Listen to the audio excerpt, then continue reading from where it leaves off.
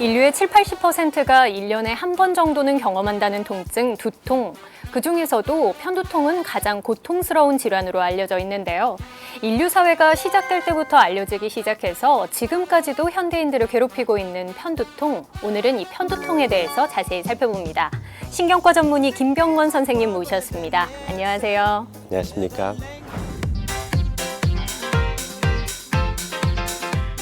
네, 우선 편두통에 대해서 자세히 이야기를 나눠보기 전에 두통에 대해서 좀 이야기를 해봐야 할 것 같습니다.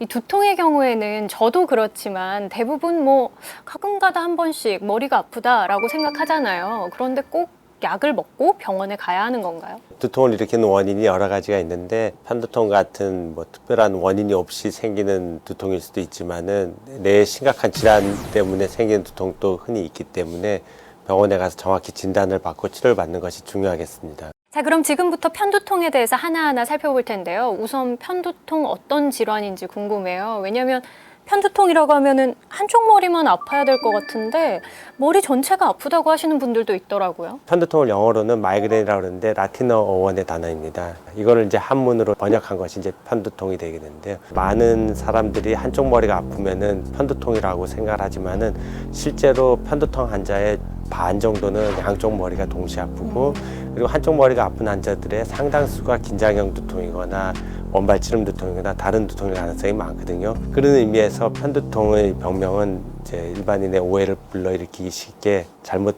명명되었다고 볼 수 있습니다. 그러면 이 한쪽 머리가 아픈 것이 편두통이 아니라면 실제로는 어떤 질환인 건가요?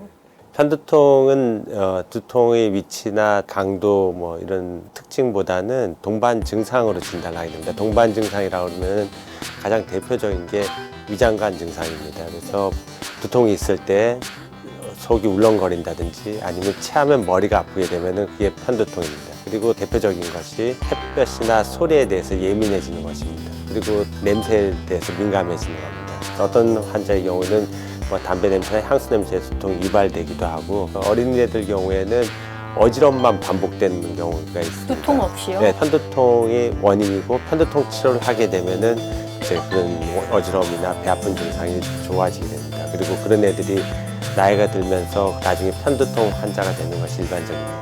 중요한 것이 참을미 같은 것입니다. 그래서 어렸을 때 참을미 했는지 아니면 애들이 주기적으로 참을미를 잘하는지 어지러운지 배 아픈지 이런 것도 다 물어서 종합해가지고 우리가 이제 편두통을 진단하게 됩니다.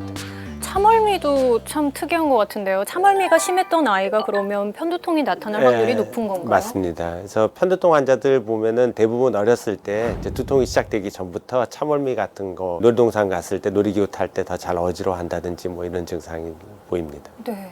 우리가 실은 가볍게 생각하기 쉬운 그런 현상들이고 증상들인데요.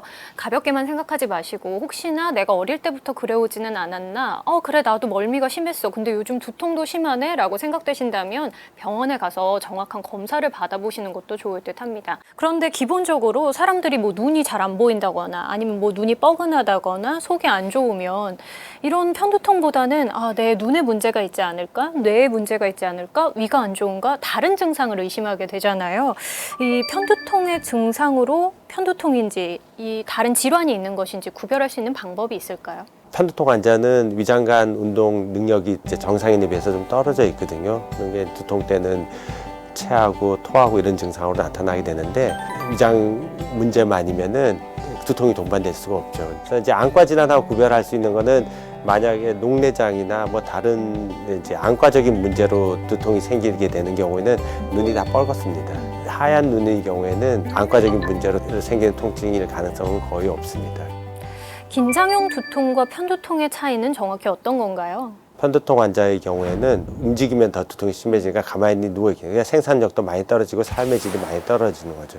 이제 긴장형 두통도 스트레스에서 잘 유발이 되는데 이 두통은 저녁에 가서 친구들하고 떠들고 술 마시고 그러면 다 없어져요. 편두통은 움직이고 놀면은 더 심하고 술 마시면 또 혈관이 더 확장되면서 두통이 더 심해지기 때문에 편두통은 긴장형 두통과 가장 큰 차이가 일상생활에 장애를 가져온다. 움직이면 두통이 심해진다. 이런 차이가 있습니다. 이렇게 우리를 좀 힘들게 만드는 편두통 왜 걸리는 건가요? 편두통의 정확한 원인은 아직 밝혀지지 않았는데요. 일반적으로 생각하고 있는 거는 뇌 자체가 통증에 대해서 이제 민감하게 뇌를 가지고 태어난 사람이 외적인나 내적인 요인에 의해서 두통이 유발되게 됩니다. 그래서 내적인 요인 중에서 가장 대표적인 것이 월경 같은 것이 있고요. 그다음에 외적인 요인 중에서 가장 흔한 것이 스트레스나 피로, 날씨의 변화 등이 있겠습니다. 최근에 국민건강보험공단이 발표한 자료에 따르면요, 편두통 진료를 받은 사람이 5.3%나 증가했다고 합니다. 또 이 발표 자료를 보면요, 남성보다 여성 환자 수가 2배 이상 많은 것으로 나타나는데요. 왜 이렇게 성별의 차이를 보이는 건가요? 가장 중요한 건 호르몬 관계로 생각이 됩니다. 초등학교 때, 유치원 때는 남자가 여자보다 더 편두통이 흔히 나타나거든요. 그러다가 초경기인 한 초등학교 6학년, 중학교 1학년 때부터 여자는 급격히 증가하는 반면에 남자는 60대까지 그대로 갑니다. 그래서 여성의 경우는 10대 초반부터 유병률이 많이 증가해서 30, 40대에 이제 피크가 되고 그다음에 이제 50대부터 완만하게 줄어들게 되거든요. 또 하나의 증거가 임신하면은 대부분 편두통이 호전이 되고 그다음에 수유 중에도 편두통이 호전되고 그다음에 이제 폐경기 때는 이 호르몬 수치 변동이 심하기 때문에 좀 더 악화가 됐다가 완전히 폐경이 되고 나서 이제 안정기에 접어들면은 편두통이 급격히 호전되는 것을 보면은 호르몬 영향이 큰 것을 알 수가 있습니다.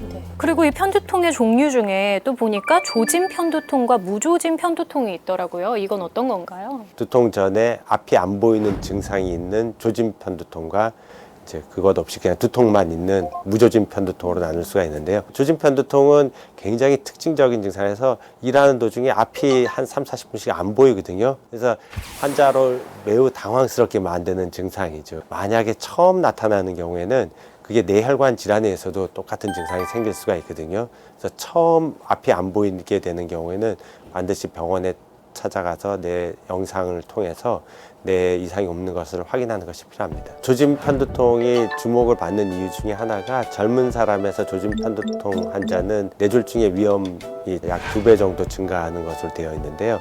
그 환자가 담배를 피게 되는 경우에는 그게 3배로 증가하고 피임약까지 복용하는 경우에는 7배로 증가를 하게 되거든요. 젊은 사람에서 뇌졸중이 생겼다 그러면 우리가 가장 먼저 의심하게 되는 게 편두통이 있느냐 이거를 물어보게 됩니다. 그럼 이 조진 편두통의 경우에는 더 각별히 신경을 쓰셔야 할 것 같은데 이 눈앞이 안 보이는 거 이외에는 다른 증상은 없는 건가요? 편두통은 보통은 후두엽에서 시작되거든요. 후두엽이 하는 일이 시각 피질이 거기 있거든요. 그래서 보는 걸 담당하기 때문에 보통 거기 시작하기 때문에 시각 조짐은 다 있고 그것이 앞쪽으로 가면서 이제 감각 피질로 가게 되면은 저린 증상이 나고 언어 피질 쪽으로 가게 되면은 말이 안 되는 증상이 나타나고 그다음에 더 밑으로 뇌관으로 숨골 있는 데로 가게 되면은 또 훨씬 더 다양한 증상이 나타날 수가 있습니다. 여기서 잠깐 편두통에 대한 오해와 궁금증을 OX로 살펴봅니다. 진통제를 자주 먹으면 내성이 생긴다. 오입니다. 진통제 종류에 따라서 다른데요. 단순 진통제 같은 경우는 한 달에 15일 이상 복용하게 되면은 약물 과용 두통이 생기게 됩니다. 두통약이 도리어 두통을 유발하게 되기 때문에 그리고 가장 난치성 두통으로 바뀌게 되거든요. 약물의 잦은 복용은 반드시 피해야지 됩니다. 햄 소시지를 즐겨 먹으면 편두통이 악화된다. 햄이나 소세지는 편두통 유발 물질로 알려져 있긴 하지만은 그런 것들이 다 오래된 연구고 햄이나 소세지에 의해서 두통이 유발되는 사람이 아주 극소수 있긴 하지만은 그 환자들도 먹을 때마다 유발되는 것도 아니고 햄이나 소세지는 우리가 흔히 먹는 거기 때문에 그걸 먹었을 때 우리가 두통이 유발되지 않는다면 굳이 피할 이유는 없습니다. 편두통은 유전이라서 낫지 않는다. 네, 유전인 거는 맞고 유전이 한 3분의 2 정도에서는 유전이 됩니다. 그리고 낫는 거에 이제 개념의 차이인데요. 고혈압처럼 조절하는 병으로 생각을 하면 됩니다. 편두통 자체가 이게 완전히 좋아지게 하는 거는 현재까지는 없습니다. 그렇지만은 현재 나와 있는 약제로도 충분히 잘 조절하고 두통이 거의 없이 지낼 수가 있거든요. 그래서 삶의 질에 관한 문제이기 때문에 편두통이 무조건 치료가 안 된다 생각하지 마시고 효과적으로 조절이 될 수 있다. 그리고 또 한 가지 측면은 편두통이라는 질환 자체의 특성입니다. 편두통이 자주 있을 때는 병원을 찾아가서 조절을 합니다. 몇 년 동안 또 괜찮게 지낸 동안은 치료 안 받고도 잘 지냅니다. 완전히 낫는 것은 아니지만 생활하기에 불편함이 없을 정도로 조절을 할 수 있다고 하니까요. 포기하지 마시고 꾸준히 치료 받으셔야겠습니다. 커피와 같은 카페인 음식이 편두통에 도움이 된다. 네. 카페인은 이 진통 효과가 가지고 있습니다. 그래서 편두통 치료제에 카페인 성분이 포함되어 있는 경우도 있고요. 그래서 편두통 환자들이 아침마다 이렇게 커피를 마시는 이유 중에 하나가 커피를 마시게 되면은 두통이 어느 정도 예방되는 효과가 있거든요. 그렇지만은 이 커피를 과용할 경우에는 자주 복용할 경우에는 약물 과용 두통하고 똑같습니다. 그래서 약물 금단 두통이 생기고 그다음에 약물 과용 두통이 생길 수가 있습니다. 카페인이 두통을 좋아지게 하는 것 같지만은 장기적으로 볼 때는 두통을 도리어 유발시킬 수가 있기 때문에 편두통 있는 환자들은 커피를 아주 끊으라고 할 수는 없지만은 마시게 되는 경우에는 작은 잔으로 마시고 한 잔 정도로 제한을 하는 것이 편두통의 악화를 막는 방법이 되겠습니다. 아직까지 뚜렷한 원인이 밝혀지지 않은 만큼 이 편두통에 대한 속설도 참 다양합니다. 편두통에 대한 오해를 해소하기 위해서 최근에 대한두통학회가 편두통 환자가 꼭 알아야 할 7계명을 발표했는데요. 편두통이 있는 분들이라면 지금부터 하나하나 꼼꼼하게 살펴보셔야겠습니다. 7가지 수칙 함께 살펴보시죠.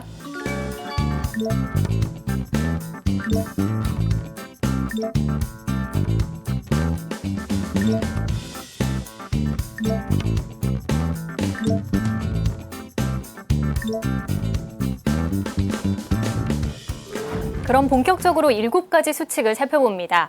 이 첫 번째는 자신의 두통에 대한 정확한 진단명 알기인데요. 자신의 질환에 대해서 정확히 알기 위해 두통 일기를 쓰는 것도 좋은 방법이라고 하던데요. 이 두통 일기 좀 많이 낯설거든요. 얼마나 어떻게 기록을 해야 하는 건가요? 대부분의 그 두통 전문 병원에서는 두통 일기를 가지고 진료를 합니다. 그리고 최근 저희 학회에서 올해 초에 그 두통 앱을 새로 개발을 했거든요. 두통이 있는 날을 표시를 하게 되고 두통이 있는 날 나타나는 증상, 그다음에 진통제를 먹었을 때 얼마만큼 효과가 있고 그다음에 두통이 얼마만큼 지속이 되고 등 동반 증상 등 뭐 다양한 거를 기록할 수가 있거든요. 병원에 진료 받기 전에 한 달 정도 자신의 두통을 몇 차례 정도 기록해 가지고 가면은 의사가 훨씬 더 그것을 보고 정확히 진단을 하고 치료를 받을 수 있겠습니다. 아무래도 병원에 가서 증세를 갑자기 이야기하려면 긴장하게 되는 경우가 많은데요. 미리 이렇게 두통일기 작성해서 가시면 내 질병에 대해서, 내 증상에 대해서 좀 더 손쉽게 정확하게 전하실 수 있을 듯합니다. 자신의 두통에 효과적인 진통제를 찾아라 라고 했는데요. 실은 그냥 약국에 가서 추천해 주시는 약을 먹는 경우가 많거든요. 자신의 두통 유형에 따라서 먹어야 하는 약이 따로 있는 건가요? 모든 약이 다 잘 듣는 편통 환자는 없고 편통 환자들마다 자기한테 가장 잘 듣는 약이 있거든요. 그러면은 그런 약을 먹게 되면 진통제를 먹는 횟수도 더 줄어들 수가 있고 그다음에 자기 두통도 더 효과적으로 조절할 수가 있거든요. 이런 것들을 이제 두통 약제나 이런 거에 대해서 이해를 잘 하고 있는 좋은 의사를 만나서 상담해서 그런 약제를 찾을 수 있게 되면은 자기의 두통을 훨씬 더 효율적으로 치료를 할 수 있게 되는 것이죠. 이 두통약을 먹을 때 좀 더 효과적으로 복용할 수 있는 시기나 방법이 있을까요? 가능한 한 일찍 먹을 것을 권하고 있습니다. 편두통을 이제 크게 4가지 구간으로 나눌 수가 있습니다. 첫 번째가 이제 전구, 두 번째가 조짐, 그 후에 두통, 그다음에 두통 후의 증상 이렇게 4가지로 나눌 수가 있습니다. 몇 시간 전부터 내가 머리가 아플 것을 예감하는 증상들이 있습니다. 대표적인 것이 뒷목이 뻣뻣하다든지 하품이 난다든지 소화가 안 된다든지 뭐 이런 증상. 전구 증상이 중요한 거는 이제 그때 약물을 투여하게 되면은 다가올 두통을 예방할 수 있다는 측면에서 중요한 거죠. 그런데 이 수칙에도 나타나지만 진통제를 남용하지 말 것 또한 강조가 되고 있거든요.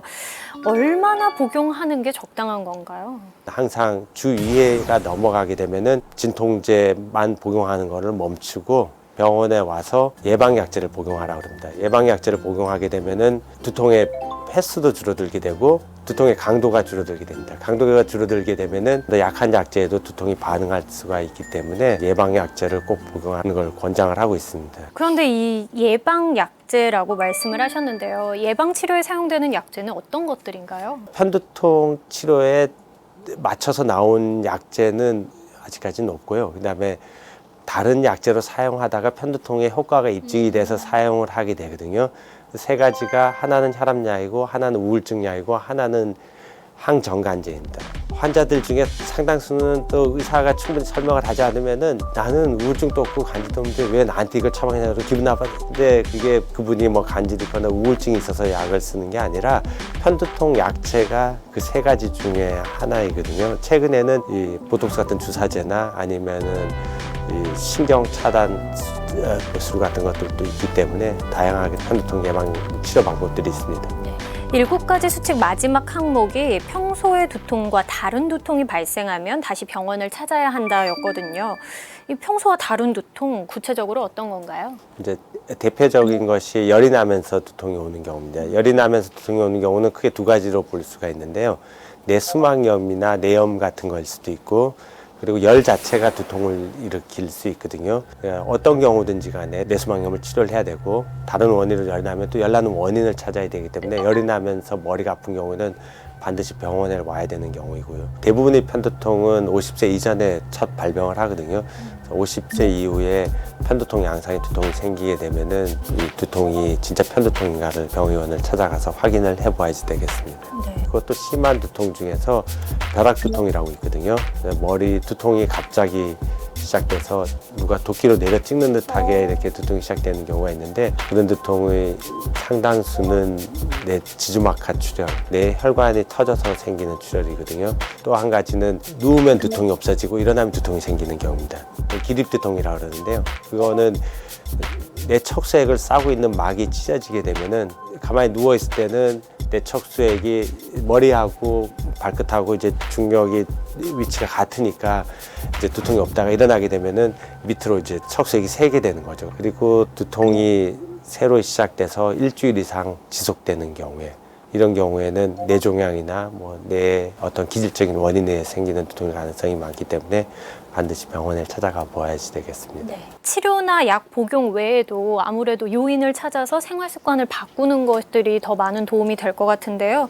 편두통을 예방할 수 있는 습관 어떤 것이 있을까요? 규칙적인 생활 습관과 운동입니다. 대표적인 게 규칙적인 수면과 규칙적인 식사입니다. 다음에 술과 담배, 카페인 든 음식을 피하고 그 두통이 왔을 때 두통과 동반되는 여러 우울이나 불안 같은 증상을 회피하고 조절할 수 있는 자기만의 방법을 체득하는 것이 좋습니다. 그런 것들은 뭐 명상이 될 수도 있고 그다음에 뭐 요가 같은 운동이 될 수도 있고 마사지가 될 수도 있고 다양한 방법이 있습니다. 그리고 항상 적절하게 체중을 유지하는 것이 중요합니다. 이 과체중은 만성 두통의 가장 큰 위험 요인 중에 하나거든요. 그래서 체중을 줄이는 것만으로도 두통이 많이 호전되는 것을 많은 사람들이 경험을 하게 됩니다. 두통이나 편두통의 경우에는 많은 사람이 겪기 때문에 오히려 가볍게 넘기는 경우가 많은데요. 하지만 별일 아니야, 참으면 나아지겠지라고 생각하는 것이 아니라 정확하게 진단을 받고 치료를 한다면 삶의 수준이 더 높아질 수도 있다고 하니까요. 고려해 보셔야겠습니다. 알력톡톡 오늘은 여기까지고요. 다음 주에 뵙겠습니다. 수고하셨습니다. 네, 감사합니다.